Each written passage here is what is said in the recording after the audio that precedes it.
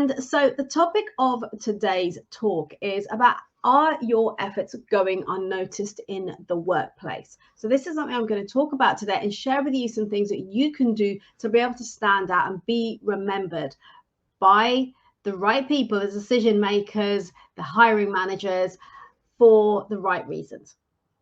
So let me just check. I'm going live here. Yep, I'm going right live on LinkedIn. So I'm in the right place.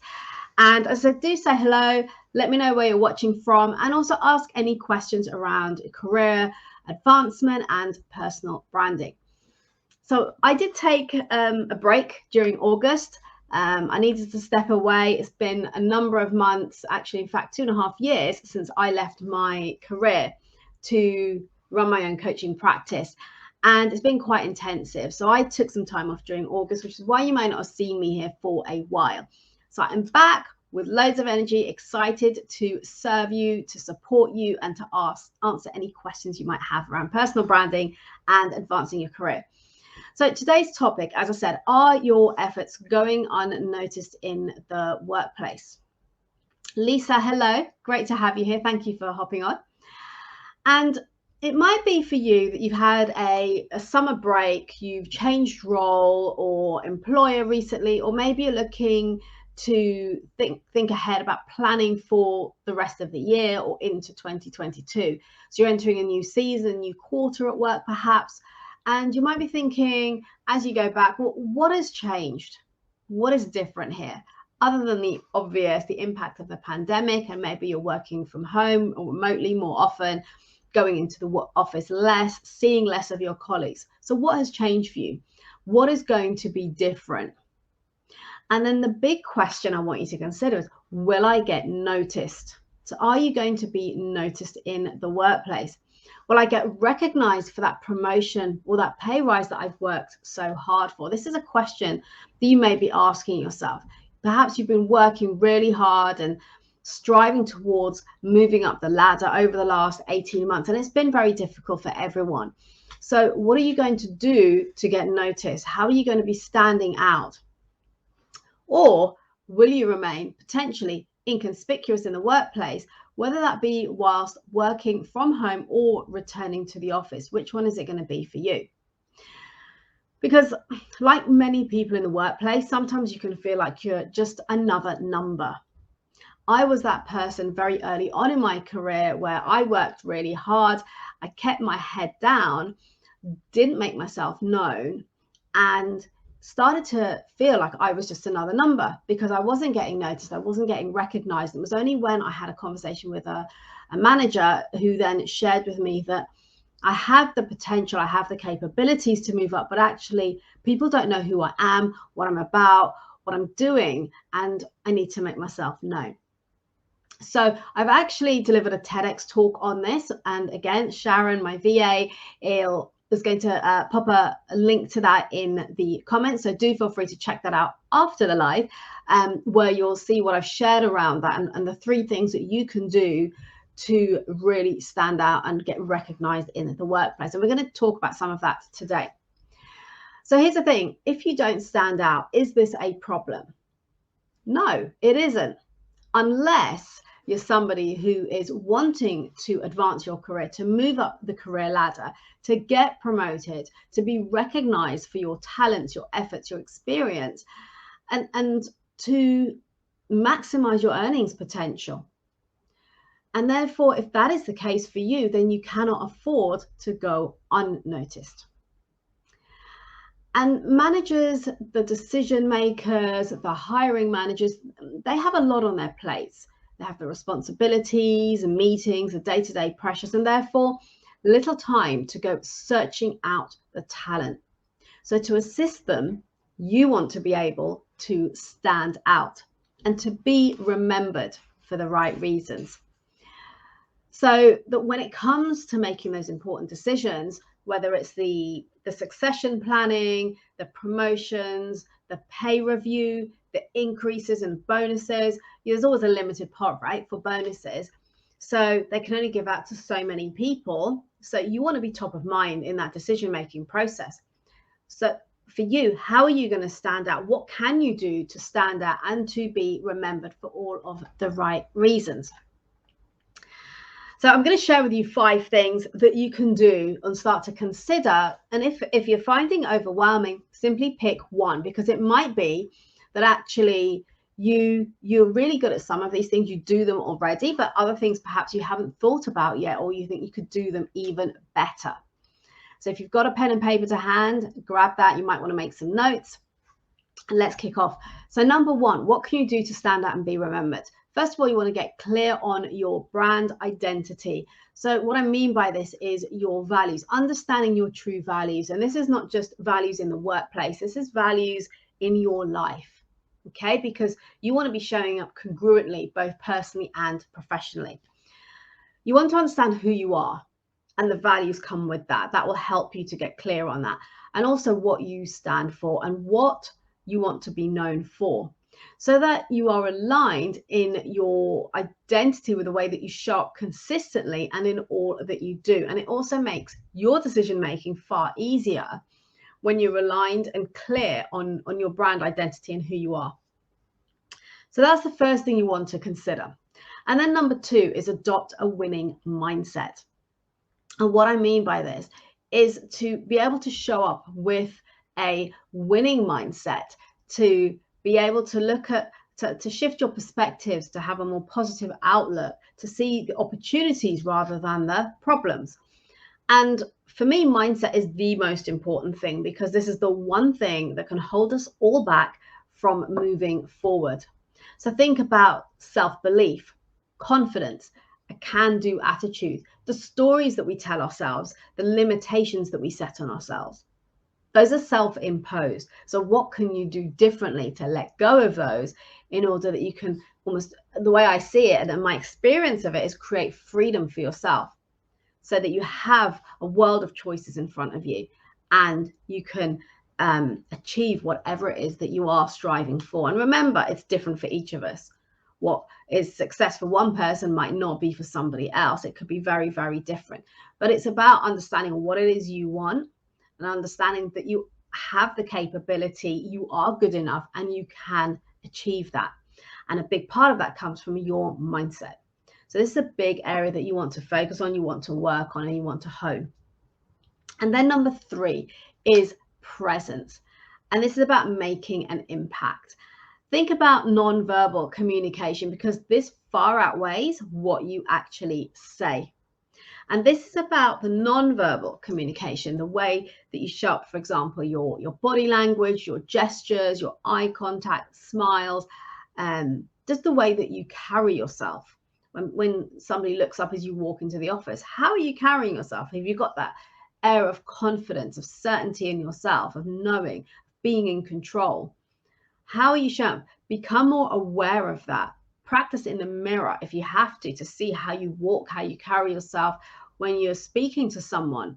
For example, if you're standing, do you stand with both feet equally weighted on the floor, or do you stand, as typically many women do, with more weight on one leg, slightly to one side? Because actually, if you do that in front of the mirror, you'll notice the difference of how you can look so much more confident and have that, and you feel different as well. You have that certainty if you can stand with equal weighting on both feet. So that's something you might want to try out as well. Just becoming more aware of your presence, the impact that you make before you've even uttered a word, because people are already forming an impression or casting judgment before you've said anything, from the minute they see you, the minute they meet you.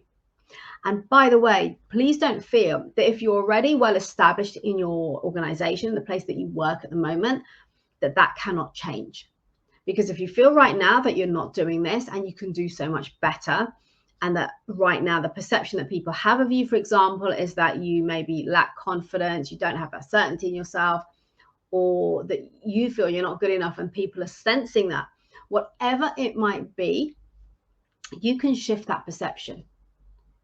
I had a lady who I met at an event about 3 years ago. It was actually a panel, women in tech discussion panel event run by, I think it was RBS or NatWest Bank. And afterwards, one of the ladies in the audience came to speak to me, and she said that, you know, and you can see by her demeanor, she was really lacking in confidence. She was already shorter than me, and I'm only 5'2". But yet she made herself even smaller because she had very rounded shoulders. She was looking down at the floor, very, very softly spoken, very shy. And she said, you know, I'd love to be more confident to be able to sit on stage and speak the way you speak, and so forth. So essentially, I had a conversation for about 10-15 minutes, and I gave her some tips and strategies of what she could do. And at that point in time, in my mind, the conversation was about enabling her to feel more confident in herself. And the thing was, the following day, this lady sent me a LinkedIn message, and she said to me, you know, great to meet you and so forth. Thank you for your advice. When I went into the office today, I took on board everything you said, and I can already see the difference in the way that people are responding to me.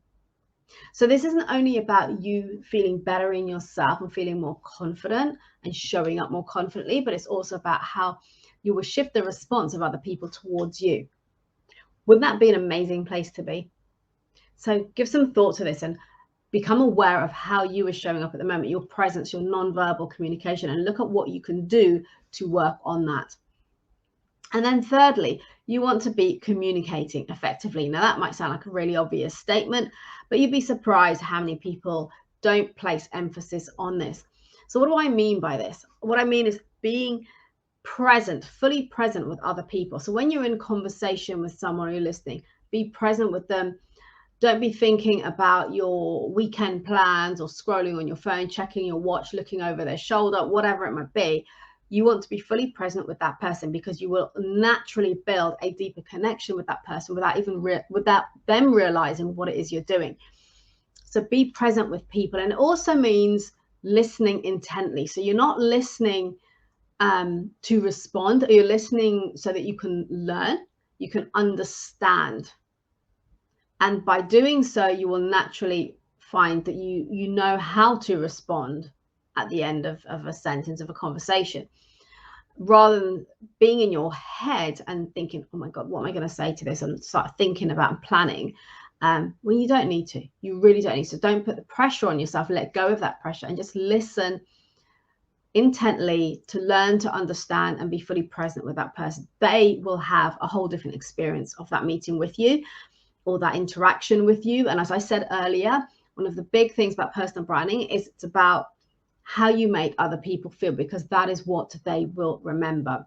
If you're distracted, if you're looking at your watch, your phone, even answering your phone in the middle of a conversation, if you're looking over somebody's shoulder, you know, if you're in your head thinking about your evening or your weekend plans or something else, people will sense that you're not fully present. Think about your experience of that when you've been trying to have a conversation with someone and you feel like they're not really with you. They're thinking about something else. They're distracted. It's not a nice feeling. You want to leave people with a positive feeling. And the other thing is think about just not simply responding and interjecting people unless you really need to or feel that it's always appropriate, but allowing people to finish. So again, giving them that space to talk. And this is relevant in any interaction you have, whether it's on the phone, whether it's face-to-face, it's on Zoom. You want to communicate effectively. You also want to be very engaging with people. So for example, if you are in a meeting and you're sharing a point or you're presenting, you want to be articulate in what you're saying. So give some thought to how you're going to convey information. If you're presenting, make it like a conversation rather than talking at people for a lengthy period of time. Maybe ask a few questions as you're going along to get that engagement from people. And read the room. Be aware of people who are maybe zoning out or getting distracted, and bring them back into the frame. So communicating effectively, the verbal aspect of communication. And then finally, number five is make yourself known. So you may have heard this before, but here's the thing. It's not only about who you know and what you know. It's about who knows you that really matters. So you want to be cultivating and nurturing your relationships. And just like the advice I was once given, you want to make yourself known. You want people to know who you are, what you're about, what it is, what the value is that you bring to the table. And you want people to remember you for the right reasons. One of those being the way that you made them feel. So it could be that they felt that you had that certainty about you, that you're knowledgeable, that you really interact well with people. And so that's what you want to be thinking about. And then in summary, first of all, what I'd like to say is this is not essential to do if you're happy where you are in your job or your career, and you're not necessarily looking to move up the career ladder or to get promoted or to get a new role. This isn't for everyone. This is for people who are really ambitious, who are really driven, and who wants to accelerate their career. And what I learned early on in my career was that hard work alone is not enough to do so. So what you want to be doing is to ensuring that you're showing up as the best version of you. And in order to do that, these are the 5 things that you can take on board and you can start to develop, to implement, to integrate into your day-to-day life. So just to quickly recap on that. So the 5 things that they are, first of all, getting clear on your brand identity, so your values, who you are, what you stand for, what you want to be known for, so that you're aligned in the way that you show up in all situations. And you want to be adopting a winning mindset. So tuning into yourself, the thoughts that you're having, that inner dialogue, the limitations that you're imposing on yourself that are holding you back from moving forward. So start to build your self-awareness around that. Number 3 is to show up with presence. This is your non-verbal communication. So the way that you carry yourself, so that when you show up on a Zoom call or you walk into a room, you're making an impact. People see you, they know you're there, even if they're not directly looking at you, they sense your presence in the room. Number 4 is to communicate effectively, being present with others, being engaging and listening intently, giving people that space. And number 5 is making yourself known, because the most important thing is about who knows you if you're looking to advance your career. So you want to be cultivating and nurturing your relationships. And I said this isn't essential to do, and you don't have to do everything in one go. So think about those 5 things and ask yourself, well, okay, which ones do I feel I'm already doing really well? Which ones am I struggling with, and which can I do even better? And then pick one and work on that over the next month, and then start to notice the difference, both in how you feel, but also in the way that others respond to you and the way they are around you. And just remember, as I said a few times today, hard work alone is not enough to get noticed and get you to where you want to be. Make yourself known. Question to you today is, are you prepared to continue going unnoticed in the workplace? Or what steps will you be taking to stand out, to make yourself known, and to be remembered for all of the right reasons? Let me know in the comments. If you have any questions, pop them there too. If you're watching on replay, I will be checking back and I will come in and answer any comments, questions that you have. And of course, if you haven't already done so, do grab your copy of the Personal Brand Playbook, which covers all of these areas I've spoken about today in more depth. It also gives you some strategies that you can take on board and integrate straight away to start to develop and hone these areas. And also, you have the opportunity there to carry out a brand assessment for yourself, a brand audit, to see where you are right now. And it'll help you to get clearer on the gaps and the areas that you can work on to be even better in the way that you show up. And I've seen a few comments coming in as I have been speaking. Hi, Manir. Lisa, I hope you're still with us, and I hope this has been useful for you. Do let me know. Jagjeet, hello. Jags, good to see you here. We need to do that catch up. I haven't forgotten. Manir, I'd appreciate you not promoting your business on my live, if that's okay. Thank you for telling me you promote your business in a very beautiful way so you can benefit very much. Thank you. Thanks, Jags. Glad you like the 5 points. Which one stood out for you the most? I hope they've been helpful. Lisa, I tend to go on in my communication when I talk. I want to work on this and give specific information. Thank you, Lisa, for sharing that. And so again, it's about, well, first of all, my question is, what do you mean by going on in your communication? Have you had feedback on that? Or is that a feeling that you've got for yourself? And actually, is it a rational one, or is it something, because we often beat ourselves up, okay? And we're very critical of ourselves. We all do it, I do it, okay? So you want to check in with that, maybe ask for feedback from people that you work with, that you can trust, that work alongside you, to get some feedback on that. And if you feel that, okay, yeah, you could be more articulate, okay, what is it that you could do differently? And do remember also that the people that are receiving that information, people like to receive information in different ways. It depends on their profile. Some people like the detail, whereas some people want just the data, the quick facts and figures. So be mindful of who you're speaking to, who you're conveying that information to, and you can adapt accordingly. So it might be your natural go-to is to give more, and there are some people who will welcome that.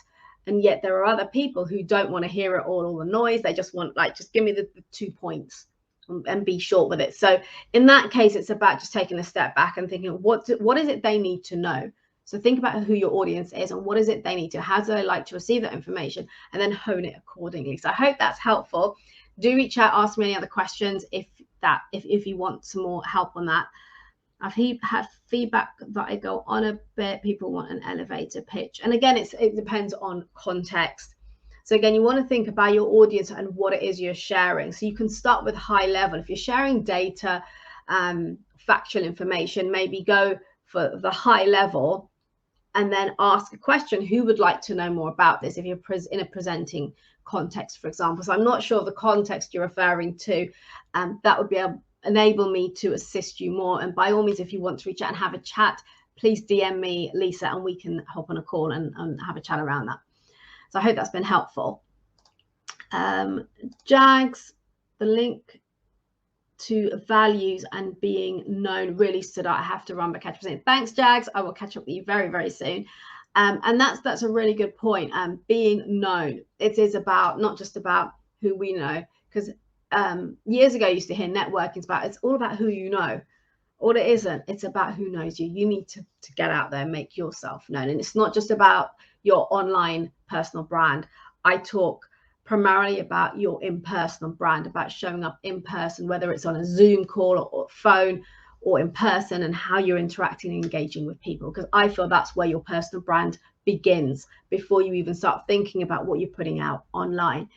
So I hope that makes sense for you. Any questions, let me know. David Walsh, hello there. How are you, sir? Good God, haven't spoken for so long. I hope you're keeping well. Any advice for people trying to advance in a remote working environment? Absolutely. It's all of the things that I've said. Be more specific because you're working remotely. Again, I think a big part of that is communication and engagement with people. So again, it's the 5 things that I spoke about, because it's harder when you're not in the office. People aren't seeing you. People don't have you top of mind. So you need to make yourself top of mind for people. So it's engaging with people. Like when you have the water cooler conversations, we don't have that necessarily now because you're working at home. So what can you do? Can you just reach out to people occasionally, or maybe even be proactive and arrange like a lunchtime online catch up where you're having lunch with people, and it doesn't have to be your team. It could be a wider audience, and have an intention behind it, and a strategy maybe of what you're going to be talking about. Maybe make it a monthly thing and have a topic in mind that's relevant to the work that you do.